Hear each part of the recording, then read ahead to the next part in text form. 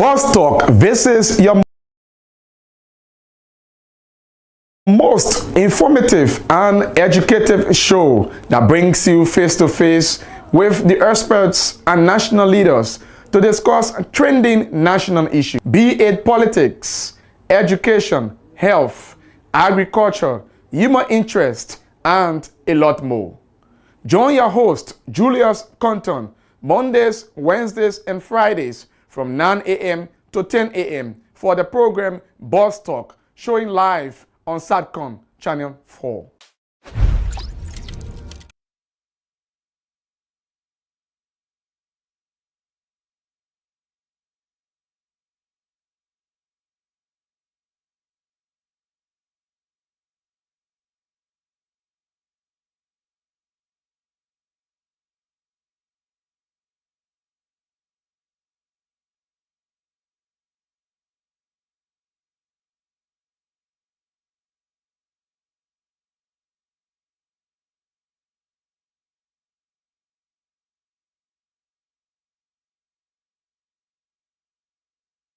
Conversation go along. So today we have in studio Representative Reverend Samuel Ennis, and from District 6, Montserrat County, a household name in the body politics of this country. You already know some of the work he has done and some of the issues surrounding his district. So we'll be talking about that. And halfway mark of the program, we have two players in the Montserrat County District League has reached the semi-finals, and we'll be talking to some of the players who have made it through thus far. Unfortunately, Innocent's district did not make it to the semi-finals. So welcome, we're taking this short break, and we'll come back, we usher in our guests and begin our first discussion. Boss Talk. This is your most informative and educative show that brings you face to face with the experts and national leaders to discuss trending national issues, be it politics, education, health, agriculture, human interest, and a lot more. Join your host, Julius Compton, Mondays, Wednesdays, and Fridays from 9 a.m. to 10 a.m. for the program Boss Talk, showing live on Satcom Channel 4. Many thanks for rejoining us, and if you're just coming our way, you're watching the program Boss Talk. Let's now have our first guest, Representative Samuel Ennis from District 6, Montserrat County. Welcome, Honorable, to the program. Welcome, and thanks for having me. It's a pleasure being here today. My first time on this show, but I think I'm quite excited that I can sit here today. Thanks for inviting me. Thank you so much for honoring our invitation. Gradually moving towards our independence, and so as Africans, you can see we are smartly dressed in our African attire. I like this. Thanks for the nice suit, sir. Thank you. Thank you. How's the district? District 6, a powerful district. How is it doing so far? Well, good morning to your listening audience. Good morning to those who are watching. I'm Reverend Samuel Ennis. I'm from Bon County. I'm Pele by tribe. Live in Liberia all of my life. Live here during the war. I went to the States 1996 December. I went on a scholarship with one intent, and that intent was to be able to come back to Liberia to go to school. I come from a family of 9 children. My father passed when I was 2 months old. I lived most of my life in the garbage in Bong Mines. They call us a Dumpal hero. We got up early in the morning to go and look for food to eat. It was in the garbage that I saw a magazine. In the magazine, there were children wearing backpack. I wanted a backpack. I was fascinated with a backpack. And someone told me to get a backpack, you had to go to school. I found myself in the 3rd grade as a 15 years old man. I like to tell my story because I don't want people to look at me as a representative who have stolen money or acquired illegal wealth. But I want people to know where God brought me from to be where I am today. And so I started school 15 years old. I lived in Liberia during the war. I sing, I play every musical instruments. I play by ear. I graduated from the Haywood Mission School. I had traveled to Sierra Leone, ran away, came back. I was attending the Lighthouse Community Church as a choir director, as a youth director. And standing there, it was after the April 6th, the entire Valfi Highway has fallen. and people was about to run. People were running. People had no place to stay. And I remember on one of these days, the U.S. Marine had come and they were posted on the ocean, but they had come in to evacuate these people and take them to America. On that day, Julius, I wanted to know where was God. I wanted to know if God was real. I wanted to know if He cared, because there was anarchy in Liberia. People were killing each other. And so I said, God, if you are God, if you are there and you can see and understand the pain, I want to help them to go to America. And I promise if I go, I will come back. That prayer was answered December 1996. I went to the States. A white man I didn't know saw me playing the instruments and offered to give me a scholarship. I went to the States, 1996, 98. I came back to Liberia, started a program called VBS, Vacation Bible School, with 28 kids. At the time, Isaac Flomo was the city mayor of Painesville. And the following year, I went to 6,000 kids. I went to Kakata, Bomay Hills, Bomai, Habel, different places, and I did this program. Each of this area, we had about 1,000 kids. 2005, I had come back to Liberia on one of these occasions. I was in Bomai, where I was born, where I lived in the garbage, where people say I was too dirty to live in the living room. People say I was nothing, and I had completed work, and I was coming outside. There was a little boy sitting in a wheelchair with flies around his face. That little boy reminded me of my life. He reminded me of where I came from. In this country, in life, when you live in a zinc shack, no one cares about you. When you don't have money, people don't care about you. But you need to understand, inside of you is a dream. It's something that God had placed there, and that thing is peculiar. It's important. It's quintessential. And I asked the little boy, while I was coming outside, there was a little girl fell down in front of me. When I went to pick up the little girl, they said I should leave her because she had witch. I didn't listen to them. I took the little girl to the doctor, and the doctor said she had 3+ malaria. I paid the hospital bill. As I proceeded to come out, there was a little boy sitting in a wheelchair with flies around his face. The little boy reminded me of my life, and I asked him, how can I help you? And he said to me, please give me Coca-Cola. I want to drink it. When I went to buy the Coca-Cola, the doctor said, don't give it to him.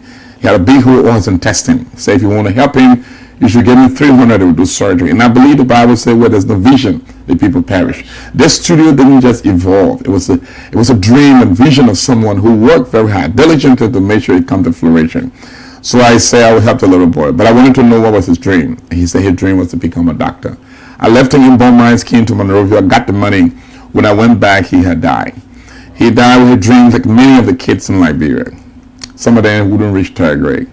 Some in Lima, some in Grand Junior, some in Bassa. They would never come to Monrovia. They would not sit on such bright light. And I felt that since he died with a dream, there were many kids who had a dream. And what I wanted to do was to build a school called the African Dream Academy that would empower African youth and kids achieve their dreams through education. Thus, the African Dream Academy was born. I started with 144 students, and then it went up to over 600. Ebola came. I got involved into Ebola because I had 60,000 in the bank, and I wanted to use that money to do something. I infused that money into fighting Ebola, trained a lot of people. We have one school bus. I took it, turned it to an ambulance. That was the first ambulance donated during the Ebola crisis to ELWA Hospital, which was the only Ebola center at the time. And people said, boom, we want you to be representative. And I said, no, I don't want to be a representative. Because in Liberia, when they want to insult you or your mother, they say, come be a leader. And once you agree to that, the Pandora box is open. But a lady said to me, when the wise refuse to lead, they are led by the fools. Based upon that, I believe that Liberia District 6 was a place to serve. I got involved in the race. There were a lot of people against me, the like of Costa, the like of Comfy Adam. And I won the race, thanks to the people of District number 6. I won the race, and I serve as District number 6 representative. That's my story. That's my song. And I started at school. Today is the largest private high school in the Republic of Liberia. 2,200 students. I run the free children health clinic. The only one in the entire Painesville, 0 to 6 is free. I run a vocational school of over 900 people. And I run a night school of over 200 people. I don't charge school fees. I don't charge also at my vocational school. I don't charge school fees. And I think it is an opportunity to give back. It's an opportunity to establish. So District number 6 is faring well. I ran and I won as an independent candidate. I'm going back for my second term. I'm running also as an independent candidate. And I'm delighted to be here this morning. I am where I am because that pregnant woman who chose to leave her house to walk and vote for me. that child who chose, that young people. And I want to say thank you to the people of District Number 6. I want to say thank you to Liberia. Thank you so much for this opportunity to serve. I don't take it for granted. I take it for grain of salt. Great story, very touching indeed, as well as some of your own contributions, honestly, tangibly, in the district. How are the people, your people, responding to this, your re-election bid? I think the people of District Number 6 knows what they want. They appreciate good when they see it. I'm grateful that over the years we started up with some of the roads work that have been done. Thankfully, thank you to the government who have worked very hard to make sure some of the streets, some of the roads in District 6 have been done.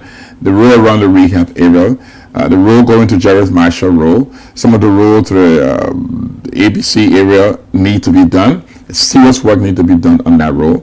The road around the cotton tree is deplorable. There are a lot of difficulties for people going, but we did some work on those roads. We did small touching on different roads, opened some alley. We're thankful for the work that's been done on the main corridor to go to the Rawafi Highway. We're grateful for that. We pray and ask our people to continue to exercise restraint.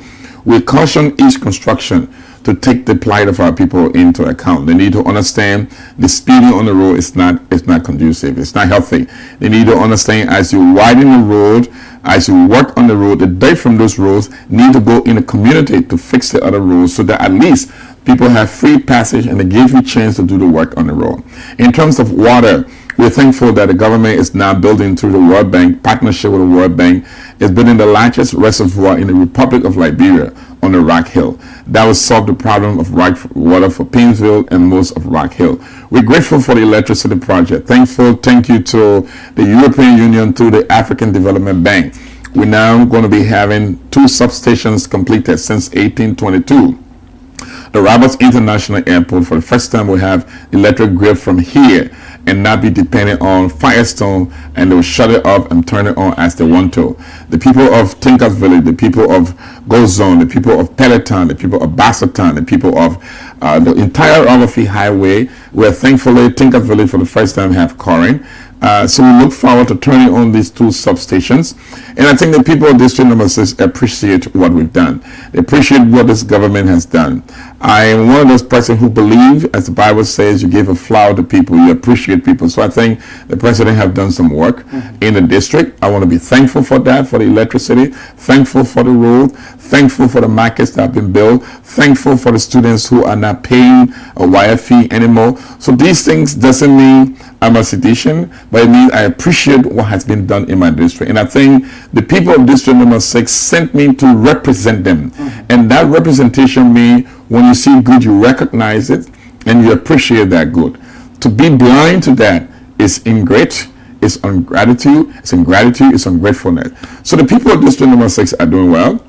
There are other things we need to have completed. To name a few, the Cement Hill Road, the transformer, they had a problem. I've been talking to Longer One, I've been talking to Mr. Gray. They're working on it. They needed 3, they brought 2, and they're getting ready to bring the other one. The people of Zion Town, the people of Zoglo, they had problem with transformer.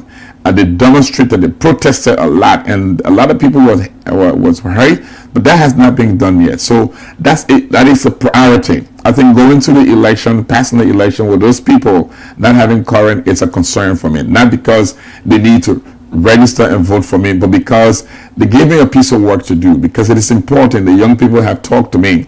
And I think the drugs issue in the district is a paramount to me. It's a paramount concern. We'll get to that later on, but I'd like to bring you back to your candidacy as an independent candidate. You won 6 years, you've gone already. You are going for re-election again as an independent candidate. Why are you still hitching to this and not perhaps some of your colleagues are crossing over? Why are you still maintaining your stand as an independent candidate? I think I like to think freely. I like to be very much responsible in my thought and in my decision process. I think in Liberia, politics politicians have been known as people who are inconsistent. I think today they are in this party, the next day they are on the side, the following day they are on the side. They speak both sides of the mouth, they flip-flop like day and night. And I think I want people to know that consistency. I also want people to know that it is not a party that makes you. You must be able to work, let the people see what you've done. If you only depend on vote one, vote all, I think it's a problem. I think people should be held accountable. And I think, I'm not saying the parties are terrible. I'm not saying they are bad. I'm not saying that I'm better than joining this party. But I came to the table as an independent candidate. I came to the table where people from Unity Party, people from CDC, people from ALP, people from, Liberia, all these other parties, they voted for me at first. And I think to just jump ship right now is a concern to me. I want them to trust that we can work and not depend on party to put us there. I want them to trust that you can think freely. I want them to trust that yes, something good can come from being independent, and I want to be able to think for myself. I also want them to think as to what they can do, what we can do. We need to make Liberia District 6 better than we left it. We need to do things that are important. That is why building my own house was not a priority. So for the 6 years I served as a representative, I've not built a new house for myself. I live in a 2-room house behind my clinic. I had a 5-room house, but it was in the water. I left it and I moved behind my clinic. I'm renting that place. I'm proud. I'm happy to be there. I rest. My car breaks down. I use the car that I have. It doesn't change me. It is not the car that make me. It is me that make the car. The last time, sorry, I think I saw you on a motorbike. Yeah, I saw you on a motorbike going to work on a session. Definitely. There are times my car breaks down. I'll take a motorbike. I have a four-wheel motorbike also that I use to go to work. It is not to tell people, hey, look at me, see what I am. Sometimes the traffic is terrible. I go there, and it is intentional at times for people to understand that we are human. You make me a representative, I'm not better than you. You make me a representative, I shouldn't get all the good things while you get a bad thing. I think if you can take a motorbike, I should be able to do the same. When I take that motorbike, I understand how the breeze go through your eyes. I understand what you go through sitting on a motorbike. I understand, and I let you know that I am a human. We are one. You need to talk to me. You need to come to me. You need to give me an opportunity. You need to work with me. Because if we can work together, why did you vote for me? What is the essence? This is the program Boss Talk on Boss Television. Our guest is Representative Samuel Ennis, a District 6 lawmaker, and we're discussing issues relative to his district as well as national issues as well. We're taking this break. When we come back, we talk about issues about the national legislature, specifically the House of Representatives, the quote-unquote perception and how people see lawmakers. We're taking this break. To be right back. Boss Talk, this is your most informative and educative show that brings you face to face with the experts and national leaders to discuss trending national issues, be it politics, education, health, agriculture, human interest, and a lot more. Join your host, Julius Compton, Mondays, Wednesdays, and Fridays from 9 a.m. to 10 a.m. for the program Boss Talk, showing live on Satcom Channel 4. Many thanks for rejoining us, and this is the weekend edition of the program Boss Talk on Boss Television. Our guest in studio is Representative Samuel Ennis from District 6, Monserrate County. Honorable, welcome back to the program. Thanks for having me. It's good to be here again. Thank you for your so far deliberations on the issues. I'd like to bring you to this one.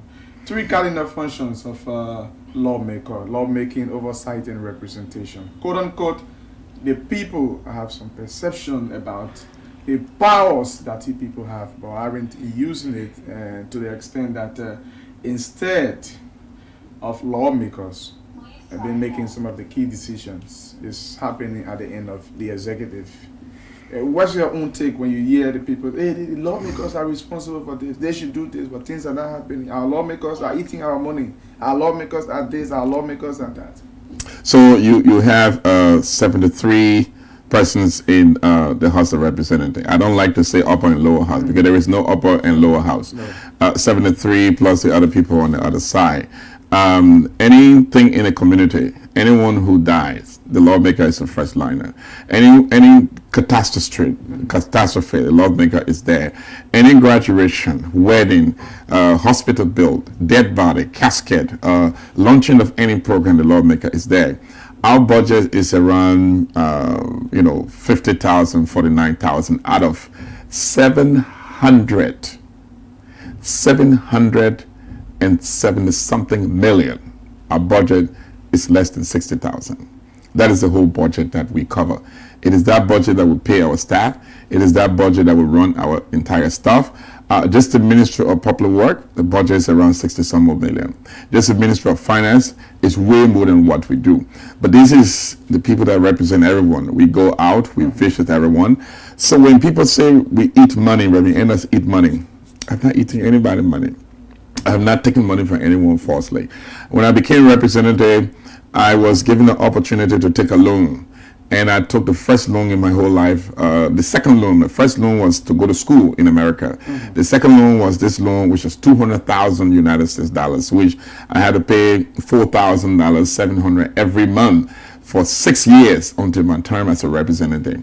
So I took a loan. I used that money to purchase the land in front of Kinija intersection where the African Dream Academy sits today. So I make about 1,300 plus 200,000 Liberian dollars. That's what I make every month. From that money, those who come to me for education, I help. I also raise money from the states, which helped me more than that. If I depended on this, I wasn't going to make it. I had 20,000 given from the China Union. I put it into building the biggest district office. I spent more than 100,000. We've not done yet.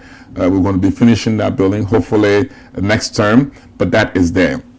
I've done wells, I've done bathrooms, I've done some markets in the community. Where does that money come from?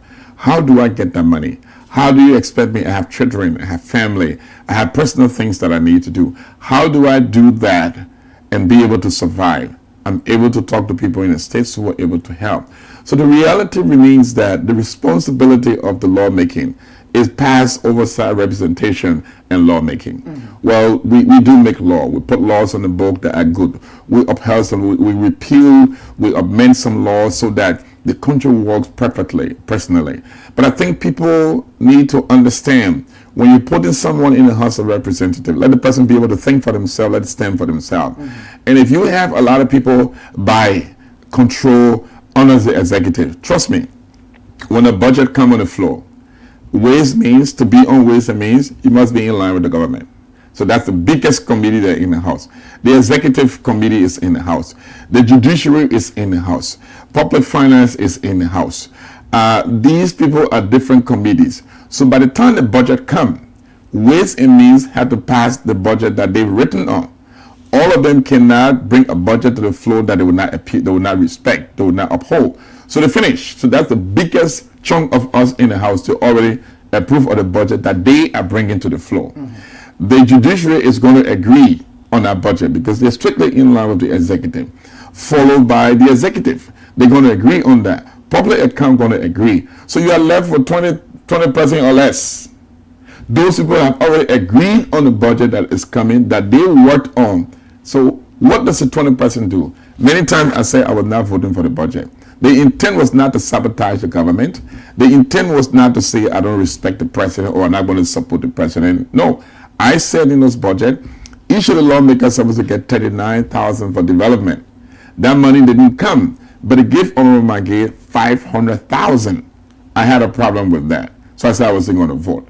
They took money from the hospitals and they gave more money to Monrovia City Corporation. I had a problem with that. That doesn't mean I'm against Jefferson Kochi. That doesn't mean I'm against the Monrovia City Corporation. I felt that JFK, the entire hospital before the war, was 500 bedroom capacity. I visited there. I've seen Dr. Brown work tirelessly, very hard to make the place come up. We shouldn't take any money from them. Let's put more money in there so that JFK is a beautiful hospital that all of us can go to, that life can be saved and people can achieve their dreams. I felt that University of Liberia needed more money so that students can have those things they need. You can't have the kind of university, computers are outdated, buildings are not renovated. Teachers are underpaid. Thank you. So those things need to be kept in a budget. We can't have a budget, we'll pass a budget. Our healthcare system is in turmoil, is trouble. Ambulances are not available. You call ambulance and they tell you to go and buy fuel oil before you get there in this kind of time. So those are the issues I have with that budget. But what do? I stood my ground. I called a press conference. That was all I could do. So I got a 20,000. I put it into that. I was putting the budget the first year as a subsidy. I didn't know other schools and other entities got subsidy. But I was brought to my attention, and I want to thank you to Honorable Prince Moyi. He said, Reverend Ennis, the kind of work you do in Liberia is peculiar. I have not seen this kind of work. How do you manage to run a free school, let's say tuition-free school and a healthcare? I say, I beg in America, like the UN, like the Red Cross. He said, but you need to understand there's subsidy. So in the goodness of his heart, of the committee, they put up 120,000 allotted. They didn't give it to me, they allotted that the clinic should have it. Where the people got angry. Why should Reverend Ennis clinic be given, 125,000? And I too, I listened to that noise and I said, no, I can't do this. This is wrong. I don't want any money from the budget. But in all reality, I had to find medicine every day. Today, as I sit here to talk, you go to my clinic, there are babies, mothers there who depend on that clinic. They burn. The people who give there and give birth don't have money. How do you run a healthcare system? So if the government is giving a subsidy to help a free clinic, is it bad? So I'm telling people, and I'm very clear about it. If I go the second time, any subsidies that come for that clinic, that come for the school, I will take it. I should be able to account for every penny. People should be able to see there's a building I'm trying to buy now to open a hospital, to open a real hospital so that, for the first time in this Painesville, we can have a children's hospital, not just a healthcare center, where we can do surgery, where little hernias can be removed from children. A lot of people who come to me, there's a lady who sells peanuts on the road. She saw me a couple of months ago and said, I want to speak with you. And she said, this is my daughter. She was 6 years old when she was molested by someone. The little girl is walking with her mother with pamper on because she peed all along the road. She's completely damaged. I had to take on that responsibility. These cases come. Any accident case around the police, people beat their children, they beat their wife. Where did this money come from? The system had to sustain itself. It had to go up. It had to be built up. So I think the notion that Reverend Ennis are just stealing the money, they're taking the money, please. Some of the issues too could be that some of your colleagues, or including you, often do not go to the people to explain, have town hall meetings, report to them quarterly to say what I have done over the period, what law I've passed, my participation in the House, and some of the bills we've passed, some of the things we've done over the period in the district, so that they can be aware when people are not really informed, they will speculate. How often do you go back to your people? Thankfully, you are in the urban area. I think it is truth. These people who vote for us doesn't ask on a daily basis. Not everyone asks for food. Not everyone asks for these things. But what I want to know is to be updated. And I think I must admit we are at fault. Based on the kind of schedule that we have, you're not able to go everywhere.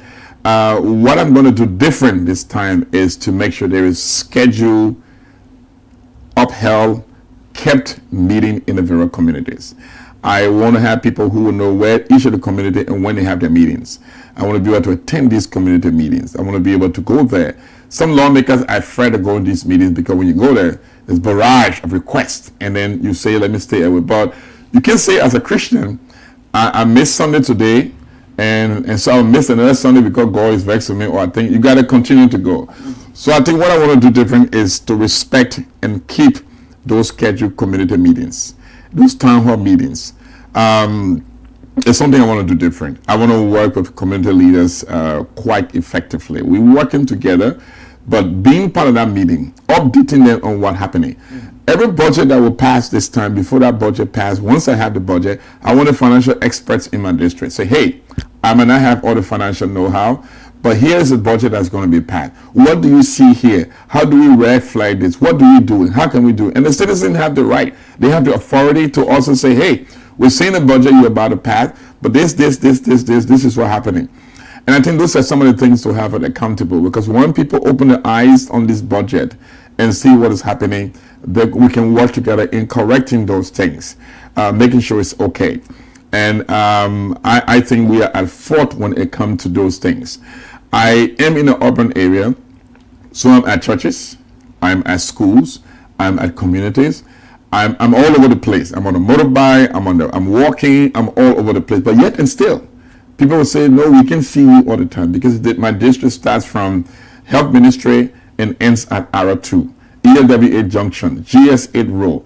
along the beach to go all the way. So it's a huge crowded area with over 60,000 people.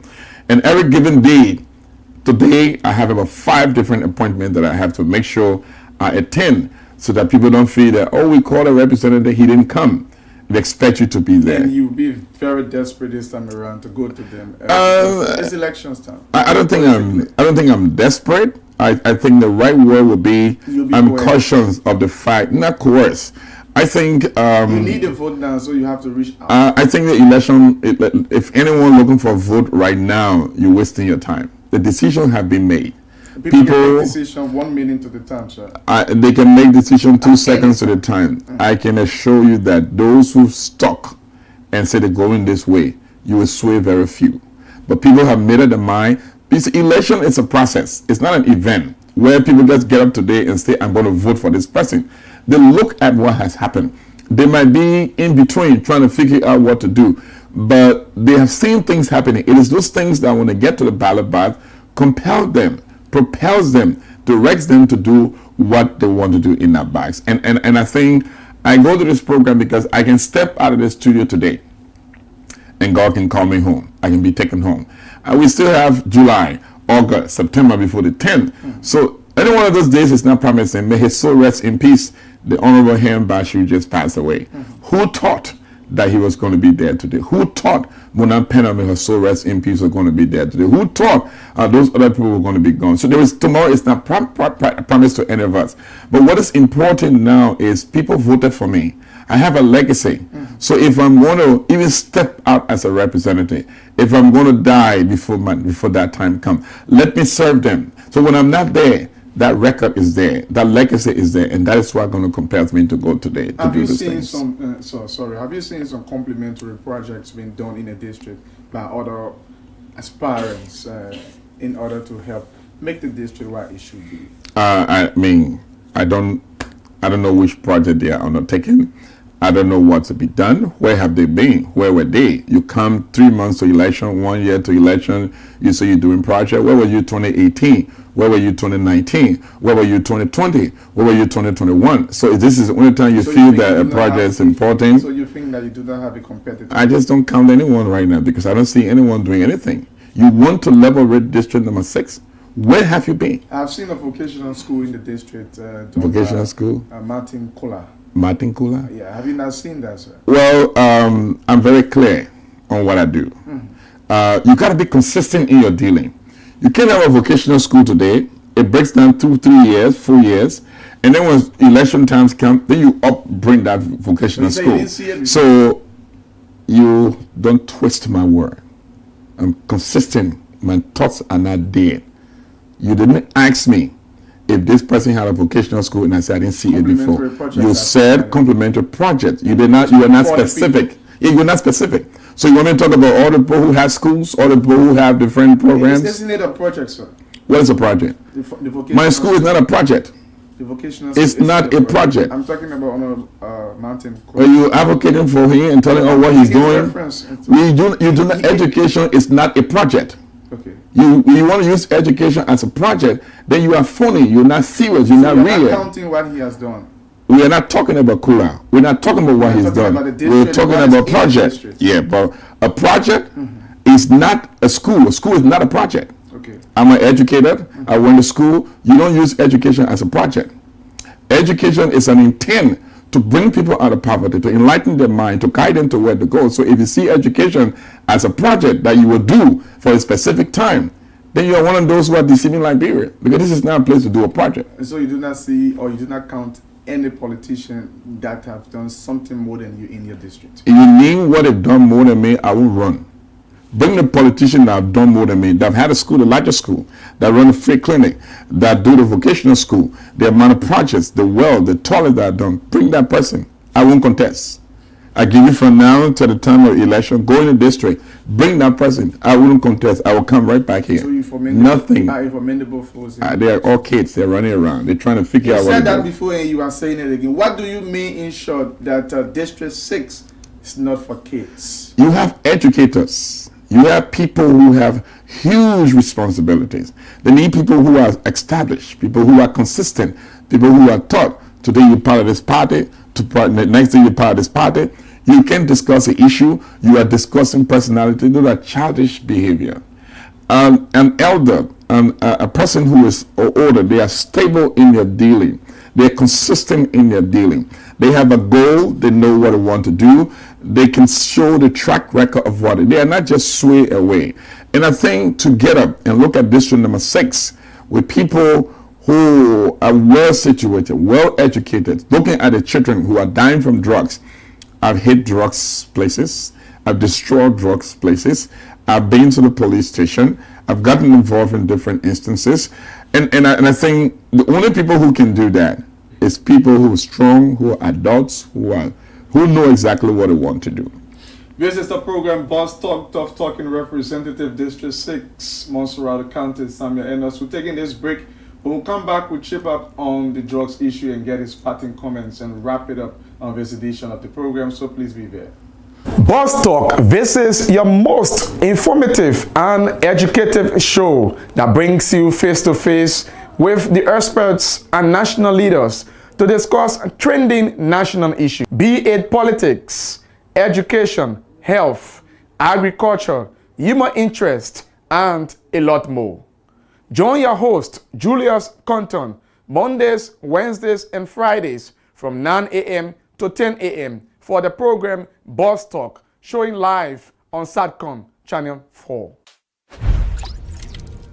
Thanks for rejoining us on the program Boss Talk, and our guest in studio is District 6 Representative Samuel Ennis.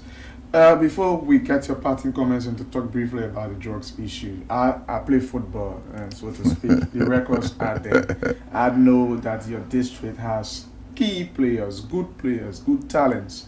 As a matter of fact, following sports, your district now has a team called Painesville FC. They are now purchasing all of the big guns, I mean the big players in the National League. Unfortunately, you did not do well in the District League. We are in the semifinals. District 6 been performing excellently when it comes to the District League, but not this time around. What went wrong? I think this is some of the same things we're talking. People need to appreciate what goes on. A couple of years ago, I got involved in the district team. I think we went as far as the final. The following year, we got involved in the district team. We did our very best. It cost me thousands of dollars. The last game, they said the district league is not for politics. The technical people. They say it's not the face of the district. Yes. You should be involved from the beginning to the end. So they gave it to one of my opponents to manage it. Who is that opponent? I don't like to call people names. They gave it to one of the opponents to manage it, and they couldn't go 2 games at all. So this time they came to me, Mr. Musa came to me and said, Reverend, you are the representative. And I think when the Lone Star plays, the president is the country head. The chief patron of That's the right. So he came to me, so I said, no problem. Just tell me what you need. They need a full set of jersey. I bought it. We have a logo, the district logo. It's a D6. We put that logo on the jersey, and I told them, don't put my name on any jersey. Don't put my name on any sponsorship, because I don't want people to feel that Reverend Ennis is trying to, steal the show. In as much as we could do that, I want other people to come along. I call others aspirants so that they have access to it. There was some gentleman in the chat room started insulting how Reverend Ennis is a rogue, he steals our money, and why should we put the district logo on the t-shirt? It's like saying, why do you put the Lone Star on the national team to go and play? And they started saying all kinds of things. After I spend money, after we have won the first game, we're going far.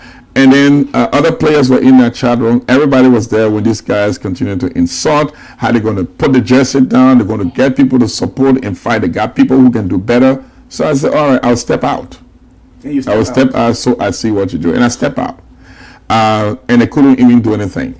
After we stepped out, the whole thing just crumbled. I think people need to understand. I'm not saying sing my name around. And then after we did that, they went to few aspiring, and then they had to post to expiring name all day on the Facebook. You didn't want the representative name to be associated with anything, but now you're associating other people's name with the Why do you thing. think they are doing that? You say that they don't trust you, you are unpopular, or what do you think they are doing? No, there are people who are part of different camp, and I will beat the person, the bringer, I will beat it, the bring it here, I will beat it because they talk. My motto is less talk, more work. I believe in work more than talk. That's why you hardly hear me on a radio station. Sure. I try my very best to make sure those places the people are, I reach to them. So I've done my best, and sadly the team didn't go where they're supposed to go. Mm-hmm. I said to them, we cannot be the host of the National Stadium. We cannot be the host of the chief of patron of the Republic of Liberia, His Excellency President George Weah. We cannot be the place where the game is played, and we cannot perform. So I say, anytime you go on the field, don't think of every enders. Think of you. Think of the country that is watching you, the people that are looking at you. Play that ball as if to say it is the last ball you're going to play. But people want to play politics. Representative Samuel Enos, briefly, this issue very concerning across the country, drugs. Has it drawn your attention? If so, what has been some of your own personal or legislative interventions you've made? I think the drugs issue is so saddening. I live in the States for many years. I've seen how it tore family apart.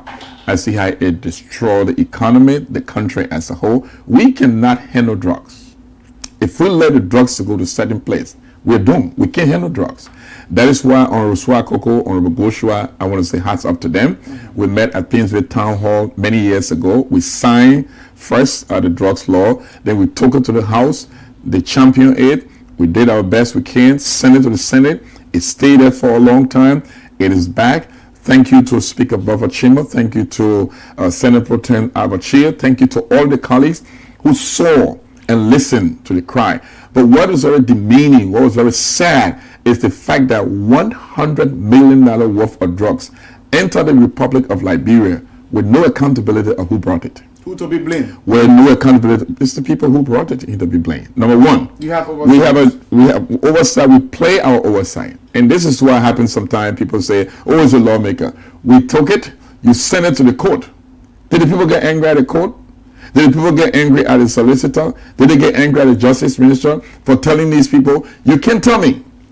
You come in a room and I call you and I said, well, my wife is dead and my wife's body is in the room. Because I call you, then you say I'm a whistleblower, so you're not going to investigate me. You must investigate me. What are you trying to say in short? I'm trying to say the company warehouse in which the drugs was found were never investigated because they said they were whistleblower. They were the one who reported the case to the government. They were the one who came to the government and said this is what happened. Well, I'm expecting container. I bring containers on medical supply. My container is coming. Everything on that list is being sent to me. The weight of it is being sent to me. So when that container comes, I'm supposed to know what in it. You can't tell me you're selling frozen good. $100 million worth of cocaine in a container. It comes. And you say you don't know about it. And you say you call the government to tell the government. And so because you call the government and say, oh, thank you for calling us here, we won't ask you any question again. And you go for people who are not associated and all of them walk. Is that a legislative responsibility again? People need to do their job. They need to go where they're supposed to go. They need to be able to take, and I think it was a slap into our face. It was disgraceful. It was just unbelievable that we as a nation cannot. That's an evidence. That's the highest evidence you can get. And I think what it does, what it did, it emboldened the legislature to pass the law we passed. That you who will bring drugs in this country, when you are caught, you will go to jail. No lawyer can get you. And you will go to jail. You will be penalized. You will selling it. You will distributing it. You will be there. Those who are using it, there's some lax on those people who are using it. Because if I didn't bring it in this country, you're not going to use it. Those who are using it, we want to be able to treat those people. We want to be able to find a way. But if you use it and commit a crime, you'll be held responsible. You can't go break in someone's house for drugs and say, no, you will be held responsible. We want to be able to separate those two.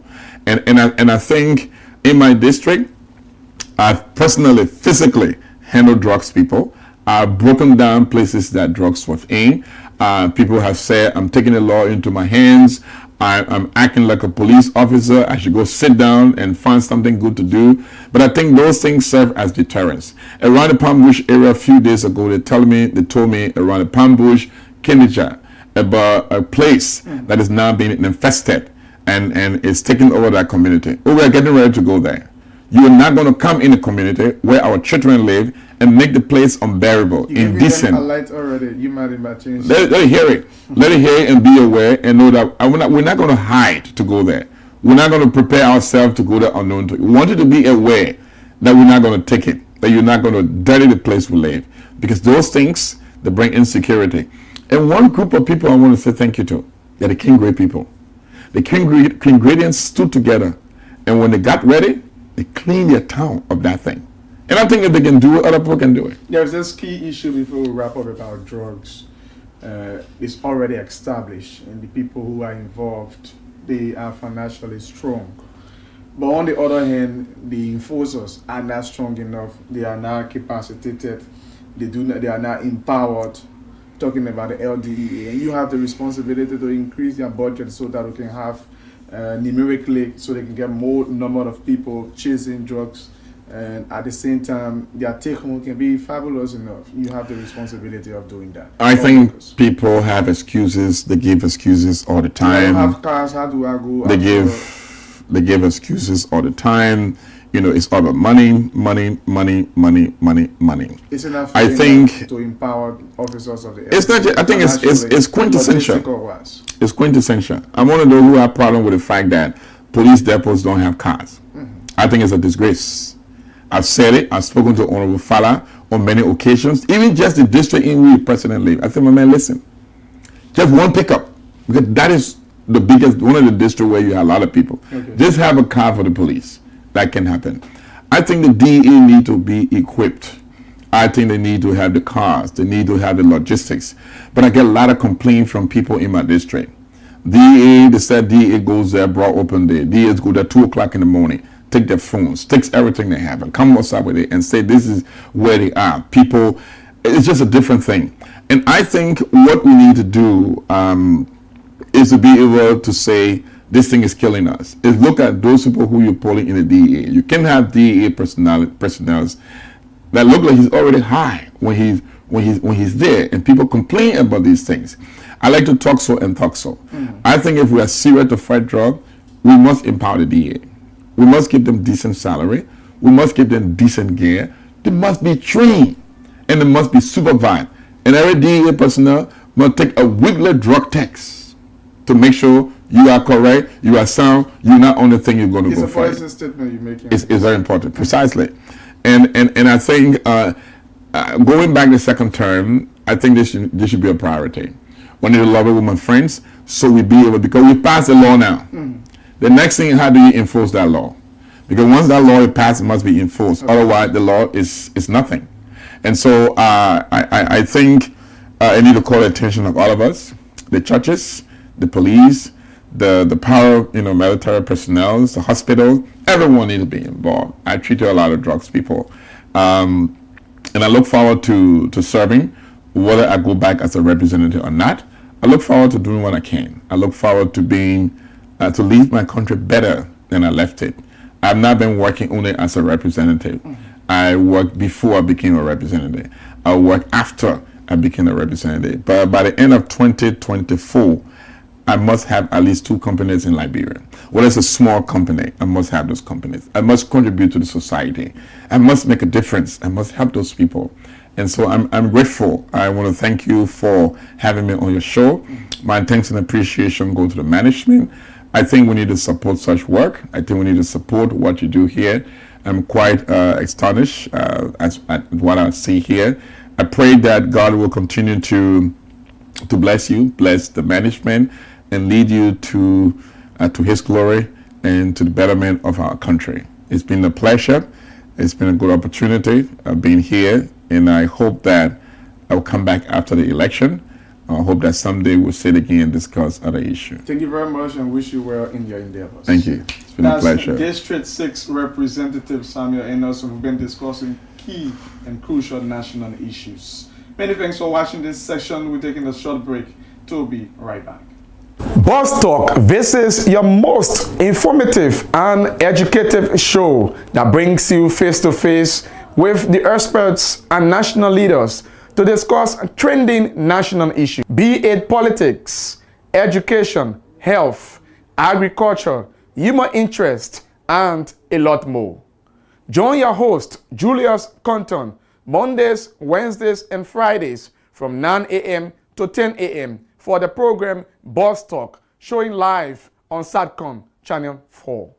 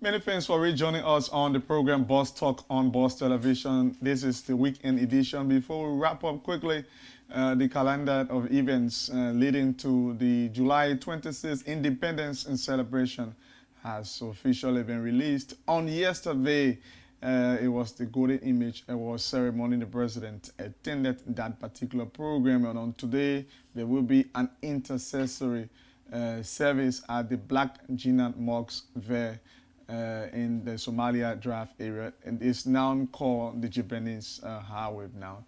That particular program will take place there today around 11 o'clock. And later on, there will be a dedication of the Survivors Park there in the Claratown community, newly constructed artificial turf and other facilities, basketball court, table tennis court. That particular sporting facility will be dedicated on today by the chief patron of sports, and leading towards the July 26th celebrations. And also, there were some key political activities taking place during the course of the week, and more engagements as we go along. And lastly, to have you informed, the District League, Montserrat County District League, has reached the semi-finals on yesterday. The quarterfinals closed. Two teams made it through. That's District number 9 and District 16 respectively. District 9 won 2-0, and District 16 also won 1-0. So 4 districts are now through to the semi-finals. They are District 4, District 11, District 9, and District 16 respectively. We hope to cover the grand finals, and we understand that the grand finals will be on 26th Eve, that's July 25th, 2023. Many thanks for watching this entire week edition of the program. A special thanks to our guests we had earlier on in studio, Representative Samuel Enos from District 6, Montserrat County. We've been discussing issues of national concern. We'll be back here on Monday for a fresh edition of the program. Probably we might have a special edition giving a historicity of Liberia. We hope to have historian in here, or historians, and so we can discuss Liberia from the beginning to present. What can we boast of 176 years? Thanks to the entire crew for making this edition a success. Until Monday, I'm Julius Compton. Please have yourself a wonderful and God bless weekend. Bye-bye. Boss Talk, this is your most informative and educative show that brings you face to face with the experts and national leaders to discuss trending national issues, be it politics, education, health, agriculture, human interest, and a lot more. Join your host, Julius Compton, Mondays, Wednesdays, and Fridays from 9 a.m. to 10 a.m. for the program Boss Talk, showing live on SATCOM